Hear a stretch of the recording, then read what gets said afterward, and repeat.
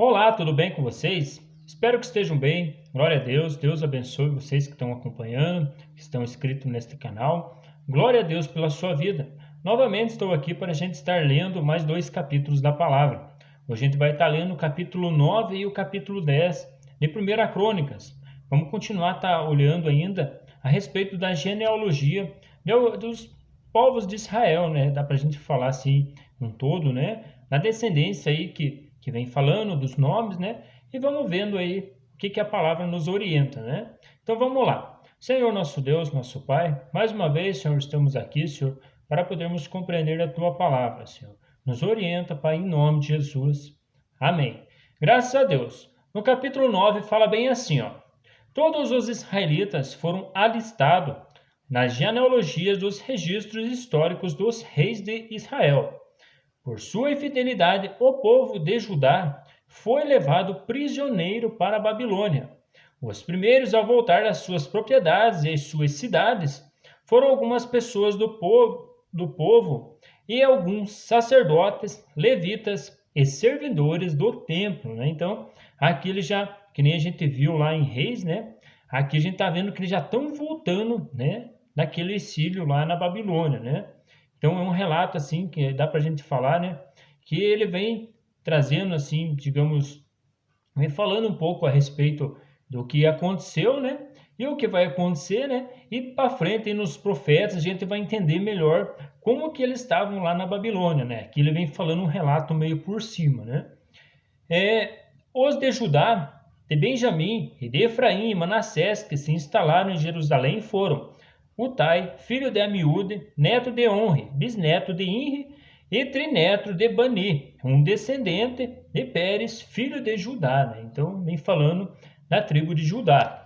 Dos descendentes de Sela, o primogênito, Azias com seus filhos. Dos descendentes de Zera, Jeuel. Os de Judá eram 690. Dos benjamitas, Salu, filho de Mesulão, neto de Odavias, rebisneto de Azazenua, né? E Benéias, filho de Jeroão, Elá, filho de Uzi, filho de Micre, e Mesulão, filho de Cefatias, filho de Ruel, filho de Ibanias, né? Ibnias. Da tribo de Benjamim, relacionados com sua genealogia, eram 956. Todos esses homens eram chefes de suas famílias. Dos sacerdotes, Jedaías, Joaribe, Jaquim, Azarias, filho de Euquias, neto de Mesulão, bisneto de Zadok, trineto de Meraiote e tetraneto de Aitube, o líder encarregado do templo de Deus. Adadias, filho de Jeroão, neto de Passur e bisneto de Malquias, e Massai, filho de Adiel, neto de Jareza, bisneto de Mesulão, trineto de Miselemite, e tetraneto de Imer. O número de sacerdotes que foram chefes de suas famílias eram 1760. Eram homens capazes, e suas responsabilidades para ministrar no templo de Deus. Dos levitas, Semaias, filho de Assub, neto de Azicrão e bisneto de Asabias, um merarita. Baquebacar, Erebes, Galael, Matanias, filho de Mica, neto de Zicre e bisneto de Asaf. Obadias, filho de Simaias, neto de Galau e bisneto de Gedutum, e Berequias, filho de Asa e neto de Eucana, que vivia nos povoados dos Netofatitas, né? Os guardas das portas eram Salum, o chefe, Acube, Talmon, Aimã e os irmãos deles, sendo até hoje os guardas da porta do rei. A leste, Salum era o chefe. Estes eram os guardas das portas que pertenciam ao acampamento dos levitas, né? Então eram os guardas aí que ficavam aí cuidando, né? Salum, filho de Coré, neto de Eliasaf e bisneto de Corá e seus parentes, os coreitas, guardas das portas responsáveis por guardar as entradas da tenda, como os seus antepassados tinham sido responsáveis por guardar a entrada da habitação do Senhor. Naquela época, Finéias, filho de Eleazar, estivera encarregado dos guardas das portas, e o Senhor estava com ele. Zacarias, filho de Meselemias, era o guarda das portas da entrada da tenda do encontro. A soma total dos escolhidos para serem guardas das portas, registrados nas genealogias dos seus povoados, eram de 212. Eles haviam sido designados para esses postos de confiança por Davi e pelo vidente Samuel. Ele e os seus descendentes foram encarregados de vigiar as portas do templo do Senhor, o templo chamado Tenda. Os guardas vigiavam as portas nos 4 lados, norte, sul, leste e oeste. Seus parentes, residentes e seus povoados tinham que vir de tempos em tempos e trabalhar com eles por períodos de 7 dias. Mas os 4 principais guardas das portas, que eram levitas, receberam a responsabilidade de tomar conta das salas e da tesouraria do templo de Deus. Eles passavam a noite perto do templo de Deus, pois tinham o dever de vigiá-lo e de abrir as portas todas as manhãs, né? Então eram responsáveis, aí tinham um trabalho aí de estar abrindo todo dia as portas digamos assim, do templo de Deus, né? Alguns levitas estavam encarregados dos utensílios utilizados no culto no templo.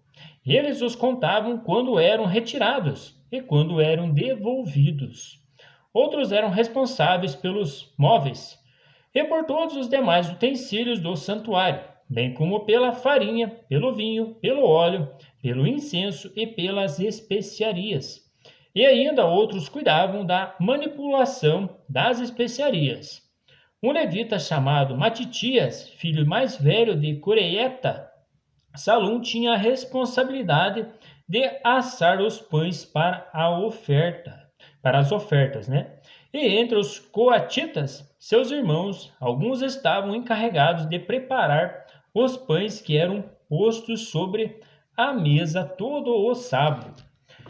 Os cantores, chefes de famílias, levitas, permaneciam nas salas do templo e estavam isentos de outros deveres, pois dia e noite se dedicavam à sua própria tarefa. Todos esses eram chefes de famílias, levitas alistados como líderes em suas genealogias e moravam em Jerusalém, né?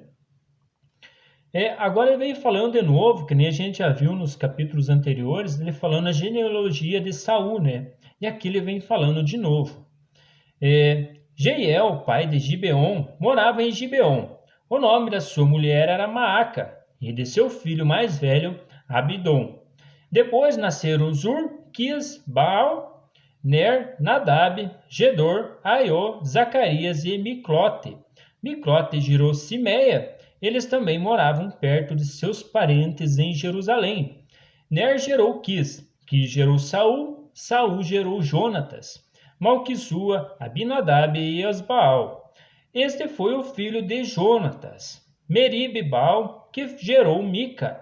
Estes foram os filhos de Mica, Pitom, Meleque, Tareia e Acás. Acás gerou Jadá, Jadá gerou Alemete. Asmavete, Ezinri, Ezinri gerou Moza. Moza gerou Binea, cujo filho foi Refaías. Os filhos foi Eleasa, pai de Azeel. Azeel teve 6 filhos, e os nomes deles foram Aizicrão, Bocru, Ismael, Searias, Obadias e Rana. Estes foram os filhos de Azael, né? Enfim, esses eram os registros aí dos filhos de Saul, né? A genealogia, digamos assim, né? Que vem a descendência de Saul, contando até os pais, os avós deles, né? Agora, no capítulo 10, ele vai contar de novo, né? Ele vem trazendo a memória a respeito do suicídio de Saul, né? Que nem a gente já viu lá no livro de Reis, né? Que falava. E fala bem assim: e aconteceu que em combate com as fileiras, com os filisteus, os israelitas foram postos em fuga, e muitos caíram mortos no monte Gilboa. Os filisteus perseguiram Saul e seus filhos, e mataram Jonatas, Abinadab e Malquissua, filhos de Saul. O combate foi ficando cada vez mais violento em torno de Saul, até que os flecheiros o alcançaram e feriram gravemente. Então Saul ordenou ao seu escudeiro: tire sua espada e mate-me, senão sofrerei a vergonha de cair nas mãos desses incircuncisos. Mas seu escudeiro estava apavorado e não quis fazê-lo. Saul então apanhou a própria espada e jogou-se sobre ela. Quando o escudeiro viu que Saul estava morto, jogou-se também sobre a sua espada e morreu. Desta maneira, Saul e seus 3 filhos morreram, e assim toda a descendência real.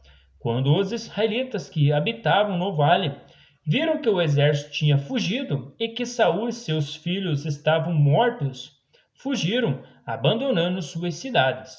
Depois, os filisteus foram ocupá-las, né? Foi aí que os filisteus ocuparam todas aquelas regiões lá, né? No dia seguinte, quando os filisteus foram saquear os mortos, encontraram Saul e seus filhos caídos no monte Gilboa. Cortaram a cabeça de Saul, pegaram suas armas e enviaram mensageiros por toda a terra dos filisteus, proclamando a notícia entre os seus ídolos e o seu povo. Expuseram suas armas num dos templos dos seus deuses e penduraram sua cabeça no templo de Dagon, né? Então, eles ali, digamos assim, eles reveneraram esse Dagon aí, né? Trouxeram ali para o templo deles, né? Que eram templos idólatras, né? E, digamos assim, eles deram mais honra aí para o Deus deles aí do que para o Senhor, porque na verdade foi Deus que entregou aí, né? Por causa de Saul lá, da desobediência dele, né? Ele teve aí essa questão aí que ia acabar a realeza dele, né? Então, de fato, acabou pelo povo aí, né? Que a gente viu, e eles glorificaram esse Dagon aí, né? Então, dá para a gente entender por que depois também esses povos aí foram todos destruídos também, né? Enfim, quando os habitantes de Jabes de Gileade ficaram sabendo que os filisteus haviam feito com Saul, os mais corajosos dentre eles foram e apanharam os corpos de Saul e de seus filhos e os levaram a Jabes, mas sepultaram seus ossos sobre a grande árvore e jejuaram por 7 dias. Saul morreu desta forma porque foi infiel ao Senhor, não foi obediente à palavra do Senhor e chegou a consultar um médium em busca de orientação em vez de consultar o Senhor. Por isso, o Senhor o entregou à morte e deu o seu reino a Davi, filho de Jessé, né? Então, tudo aí está relatado aí a respeito de Saul, porque, né, que acabou a realeza aí da família dele, né? Então, se ele tivesse obedecido, né, bem provável que não tinha acontecido isso, né? Mas, de fato, ele quis fazer conforme ele pensava e não deu muito certo, né? Enfim, na nossa vida a gente também hoje tem que ser orientado também pelo Espírito também, Espírito Santo, né? Que nos orienta aí através do pecado para a gente também não cair na mesma desgraça, né? Então, cabe aí um relato para a gente estar pensando também, né? Enfim, nós hoje somos filhos do Altíssimo através de Cristo, né? Então, que Cristo brilhe em mim, brilhe em você que está acompanhando, e glória a Deus mais uma vez, né, pelo nosso Senhor. Enfim, era essa a mensagem de hoje, né? E vamos continuando junto aí as nossas leituras, né? Que Deus vai estar nos acrescentando cada dia mais conhecimento e sabedoria para a gente estar pelejando aí nesta terra aí, né? Um grande abraço para vocês, fiquem com Deus e até os próximos capítulos aí. Até mais.